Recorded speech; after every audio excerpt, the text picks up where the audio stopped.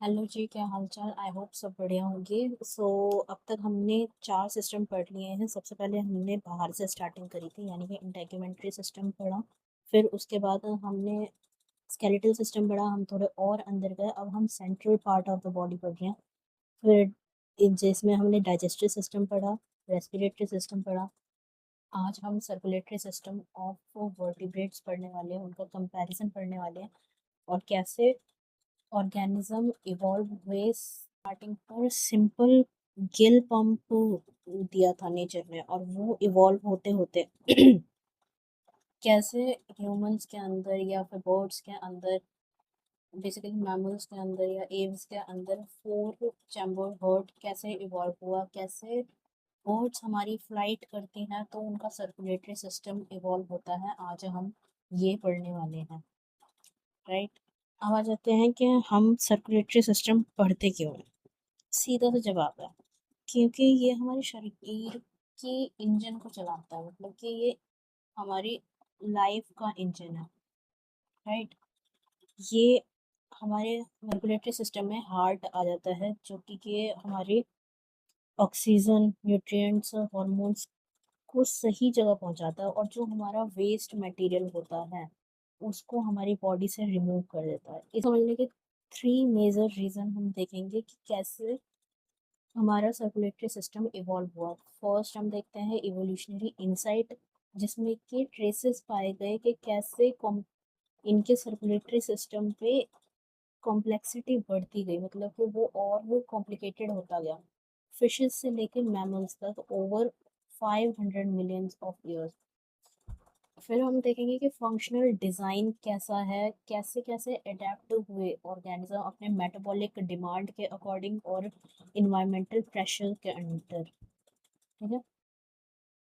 फिर आ जाते हैं हम मेडिकल रेलिवेंस क्या है इसको पढ़ने का, सर्कुलेटरी सिस्टम का। ये हमारे ह्यूमन कार्डियोवास्कुलर हेल्थ को बताता है कि जब हम दूसरे जीवों के, मतलब कि एम्फीबियंस, रेप्टाइल्स, फिशेस को समझते हुए आ रहे हैं, तभी हम कॉम्प्लिकेटेड यानी कि ह्यूमंस का जो सर्कुलेटरी सिस्टम है, उनका दिल कैसे काम करता है, उनको पढ़कर ही ह्यूमन का कार्डियोवास्कुलर हेल्थ जान पाए। आ जाते हैं सबसे पहले फिश के अंदर। फिश में हमारी 2 चैम्बर हार्ट होता है, फर्स्ट चीज। 1 atrium and 1 ventricle. Deoxygenated blood आया, इसमें देखो हार्ट के थ्रू डीऑक्सीजनेटेड ब्लड आया, वो गिल्स के अंदर उसकी ऑक्सीजनेशन हुई, और वो बॉडी के पार्ट्स में, मतलब बॉडी पार्ट्स में स्प्रेड हो गया, ठीक है। Heart pump out deoxygenated blood which oxygenated by gills and supplied to different parts of the body, ठीक है। अब इसमें क्या है कि लो प्रेशर टू बॉडी, यानी ब्लड प्रेशर हमारा ड्रॉप हो जाता है किस टाइम पर, जब वो ब्लड गिल कैपिलरीज के थ्रू पास हो रहा हो। Counter current exchange mechanism show करती हैं ये, और गिल इनकी मैक्सिमाइज करता है कि ऑक्सीजन अपटेक ब्लड के थ्रू अपोजिट डायरेक्शन में हो जाए। मैंने लास्ट क्लास में भी बताया था कि गिल्स के ऊपर से वाटर जा रहा होता है, गिल्स अंदर अपना काम कर रही होती है, तो दोनों का अपोजिट डायरेक्शन होती है, राइट। नेक्स्ट आ जाते हैं हम एम्फीबियंस के अंदर। एम्फीबियंस में हमारा 3 चैम्बर हार्ट होता है, एरा, और जिसमें 2 एट्रिया और 1 वेंट्रिकल होता है। ऑक्सीजनेटेड ब्लड हमारा लंग्स से आकर ऑक्सीजनेटेड ब्लड हमारा लंग्स से या स्किन से आता है, और डीऑक्सीजनेटेड ब्लड हमारा बॉडी से जाता है, ठीक है। और वो पार्शियली मिक्स रहता है इनमें, सिंगल वेंट्रिकल के अंदर, ठीक है। इसको इजी वे में समझते हैं। राइट एट्रियम है, डीऑक्सीजनेटेड ब्लड आया, राइट। फिर वो यहाँ पर पढ़ा ना हमने, सिंगल वेंट्रिकल की वजह से मिक्सिंग होती है, तो वेंट्रिकल के अंदर गया। सी लेफ्ट एट्रियम रिसीव करता है हमारा ऑक्सीजनेटेड ब्लड, ठीक। और गिल्स या फिर स्किन से, गिल्स से या लंग्स से या स्किन से, ठीक है। और जो राइट एट्रियम है वो हमारा रिसीव करता है डीऑक्सीजनेटेड ब्लड बॉडी पार्ट से, ठीक है। और ये दोनों जाकर मिक्स हो जाते हैं हमारे सिंगल वेंट्रिकल में, जो पंप आउट करता है हमारा मिक्स्ड ब्लड, ऑक्सीजनेटेड भी और डीऑक्सीजनेटेड भी। इसलिए इनको इनकम्प्लीट डबल सर्कुलेशन कहते हैं। देखो यहाँ पर भी हमने यही पढ़ा, राइट एट्रियम रिसीव करेगा डीऑक्सीजनेटेड ब्लड बॉडी से, और लेफ्ट एट्रियम हमारा रिसीव करेगा ऑक्सीजनेटेड ब्लड लंग्स और स्किन से। और सिंगल वेंट्रिकल के अंदर दोनों ही ब्लड ऑक्सीजनेटेड और डीऑक्सीजनेटेड मिक्स हो जाते हैं। क्यूटेनियस रेस्पिरेशन होती है इसके अंदर, स्किन के थ्रू, मतलब ब्रीथिंग करता है ये। और एक तरीके से स्किन इसका सप्लीमेंट्री लंग का फंक्शन करती है एम्फीबियंस के अंदर, हाइबरनेशन के टाइम पर काम आता है इनका। नेक्स्ट आ जाते हैं हम रेप्टाइल्स के अंदर। रेप्टाइल्स का भी सेम ही है, 3 चैम्बर हार्ट होता है इनका भी, एक्सेप्शन इज क्रोकोडाइल, 2 एट्रिया और एंड 1 वेंट्रिकल। ये क्रोकोडाइल इसका एक्सेप्शन है, इसके पास 4 चैम्बर हार्ट होता है। इसमें लिजर्ड और स्नेक्स के अंदर भी 3 चैम्बर हार्ट होता है विद पार्शियल डिवाइडेड वेंट्रिकल, और इसमें भी मस्कुलर रिज प्रेजेंट होती है जो रिड्यूस कर देती है मिक्सिंग को ब्लड में। अभी जो एम्फीबियंस के अंदर हमने पढ़ा कि मिक्सिंग हो रही है, उसको रिड्यूस करने के लिए मस्कुलर रिज काम आती है। टर्टल्स के अंदर 3 चैम्बर हार्ट होता है। वेंट्रिकुलर जो सेप्टम है वो इनके अंदर ज़्यादा डेवलप होता है लिजर्ड के कंपैरिजन में। ओके, क्रोकोडाइल के अंदर 4 चैम्बर हार्ट होता है, लेकिन इनके पास एक शंट प्रेजेंट होता है जिसको फोरामेन पेनिसा कहते हैं। एक तरीके से एक होल होता है स्मॉल, जो ज़रूरत पड़ने पर मिक्सिंग को रोकता है ऑक्सीजनेटेड और डीऑक्सीजनेटेड ब्लड का। प्लस ये एज अ शंट प्रेजेंट होते हैं लेफ्ट और राइट आयोटिक आर्चेस के बीच में, जिसकी वजह से ये ऑक्सीजन रिजर्व करके रखते हैं जब ये पानी के अंदर होते हैं। इसलिए आपने देखा भी होगा क्रोकोडाइल घंटों तक पानी के अंदर बिना सांस लिए, बिना ऑक्सीजन की कमी के रह सकते हैं। नेक्स्ट आ जाते हैं, बर्ड्स के अंदर 4 चैम्बर हार्ट होता है प्रेजेंट, और कंप्लीट सेपरेशन होता है इनके पास, और हाई परफॉर्मेंस के लिए इनका सर्कुलेशन और ज़्यादा एफिशिएंट होता है, ठीक है। बर्ड्स हमारी सबसे पहली वर्टिब्रेट हैं जो फुल्ली इवॉल्व हुई हैं 4 डिवाइडेड चैम्बर हार्ट में, जिसके पास 2 एट्रिया और 2 वेंट्रिकल हैं, और इनके पास कोई मिक्सिंग नहीं होती है ऑक्सीजनेटेड और डीऑक्सीजनेटेड ब्लड में। अब इनका हाई मेटाबॉलिज्म होता है और डबल सर्कुलेशन इन्होंने शो करा था, पल्मोनरी और सिस्टमैटिक सर्किट जो हमारे अंदर भी होता है, with optimal pressure. High metabolism क्या, इनको फ्लाइट करना होता है तो इनका जो सर्कुलेटरी सिस्टम है वो इनको पूरा सपोर्ट करता है, और ये एंडोथर्मी होते हैं, मतलब वार्म ब्लडेड होते हैं, ये तुम्हें पता ही है। मैमल्स के अंदर आ जाते हैं। मैमल्स का एक एडवांस सिस्टम है जिसके अंदर डबल सर्कुलेशन आ जाता है, हाई प्रेशर होता है। 4 चैम्बर हार्ट तो इनके पास भी है, फुल्ली सेपरेटेड है, और इनमें भी कोई मिक्सिंग नहीं होती है। अब डबल सर्कुलेशन कैसे, पहला सिस्टमैटिक सर्कुलेशन आ जाता है और दूसरा पल्मोनरी सिस्टम। लेफ्ट वेंट्रिकल से बॉडी में गया ब्लड, बॉडी से राइट एट्रियम में गया। ये एक फर्स्ट मतलब सर्कुलेशन साइकिल है, और सेकंड सर्कुलेशन पल्मोनरी सर्किट जिसे कहते हैं, राइट वेंट्रिकल से लंग्स में गया एंड लंग से लेफ्ट एट्रियम में गया। एओर्टिक आर्च एक कर्व लेफ्ट में प्रेजेंट, बर्ड्स के अंदर ये राइट में प्रेजेंट होता है, और एओर्टिक आर्च और ह्यूमंस के अंदर लेफ्ट में प्रेजेंट होता है। कोरोनरी आर्टरी हमारी सप्लाई करती है, supply the heart muscle itself. ठीक है, एक सेकेंड।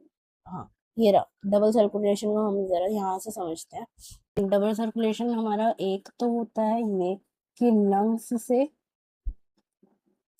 गया हार्ट के अंदर। ठीक है, ये हार्ट मान लो जो भी है।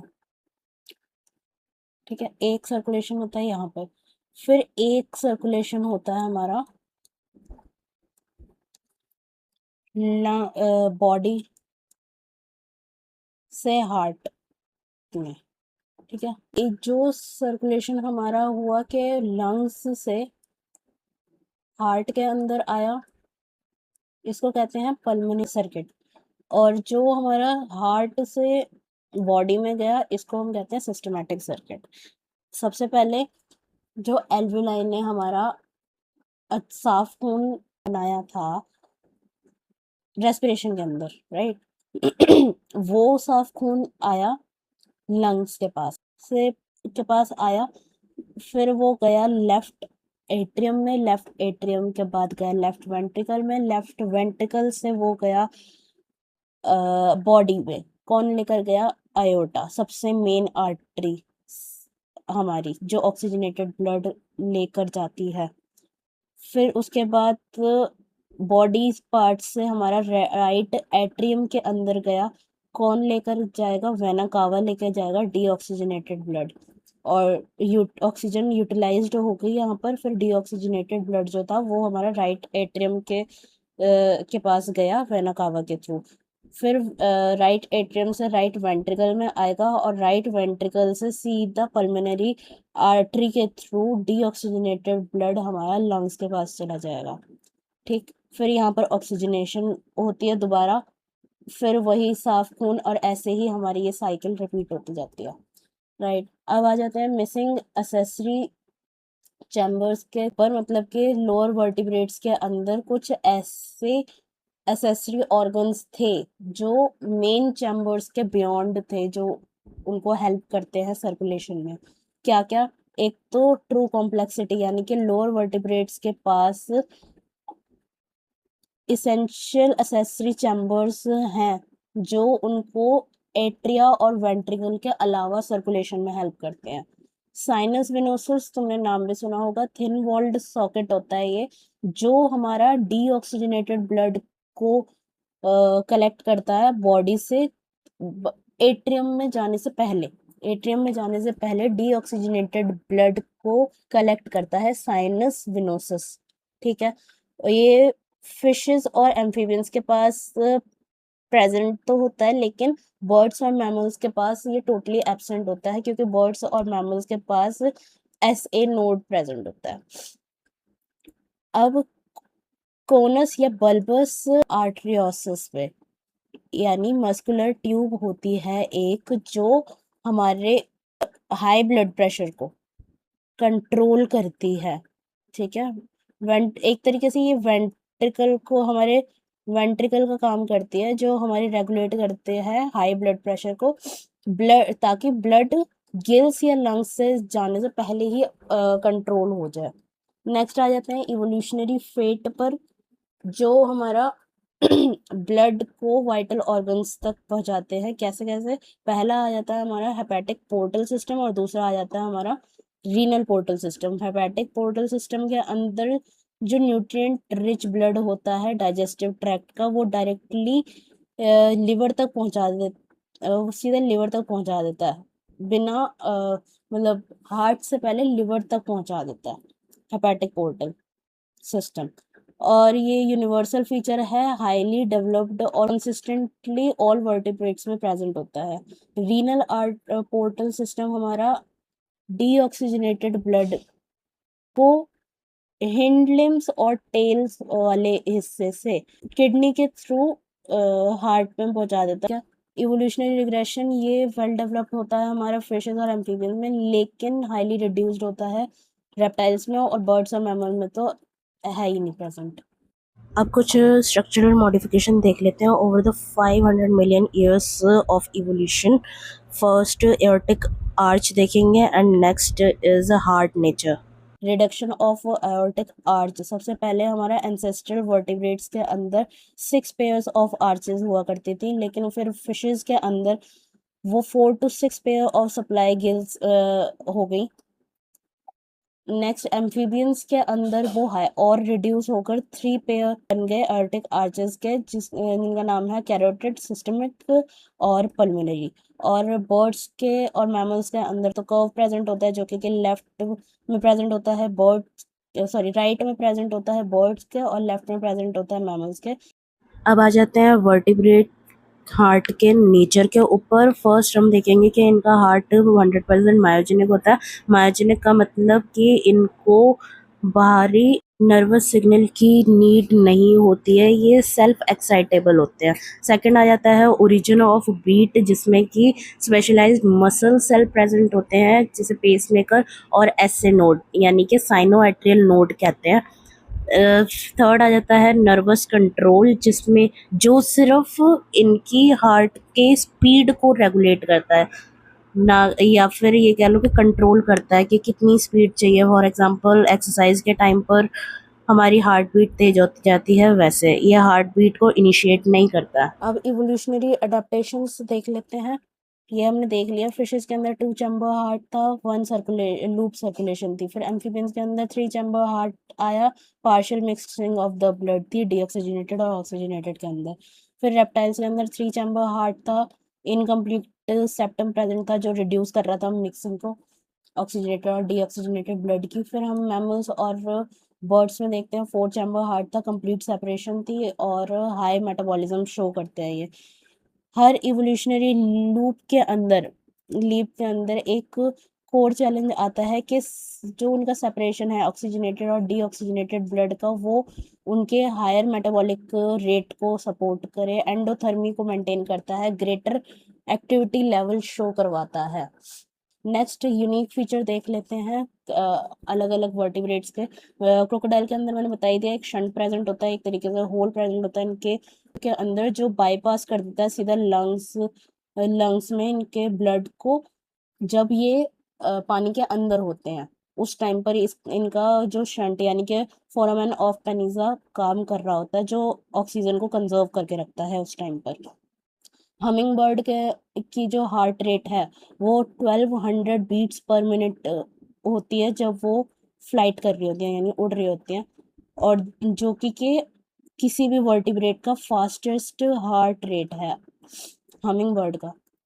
हमारी अर्थ में सबसे बड़ा हार्ट ब्लू व्हेल का होता है।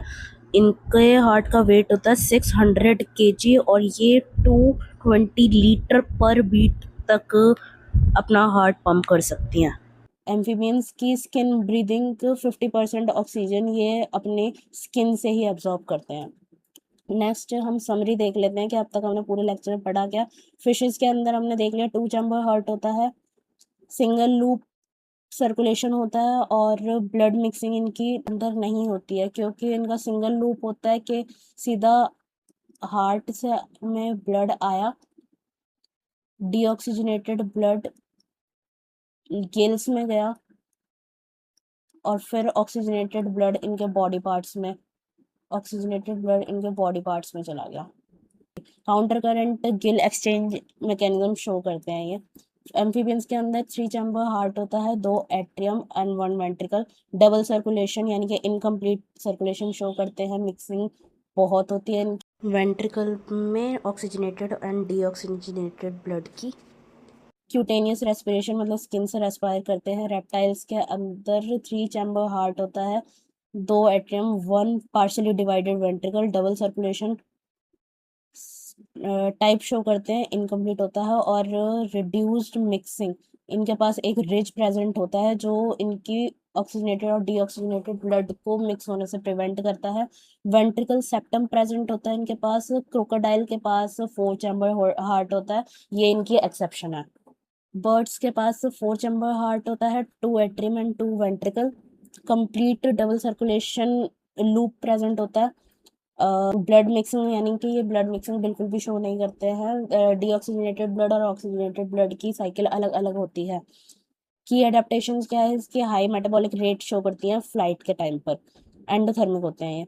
मैमल्स भी एंडोथर्मिक होते हैं और high pressure systematic circuit show करते हैं, और ये भी 4 चैम्बर हार्ट होता है, कंप्लीट डबल सर्कुलेशन प्रेजेंट होता है इनमें, सेपरेटेड सर्कुलेशन प्रेजेंट होता है ना, ऑक्सीजनेटेड ब्लड और डीऑक्सीजनेटेड ब्लड आपस में मिक्स नहीं होते। क्रोकोडाइल, ये हमने पढ़ ही लिया है कि क्रोकोडाइल इनकी एक्सेप्शन है रेप्टाइल्स के अंदर जिनके पास 4 चैम्बर हार्ट होता है और एक शंट प्रेजेंट होता है जो उनको डाइविंग के टाइम पे ऑक्सीजन रिजर्व करके रखता है। तो this was our lecture on circulatory system of vertebrates का comparative anatomy. Do like, share and subscribe my channel. Thanks for watching. Bye bye.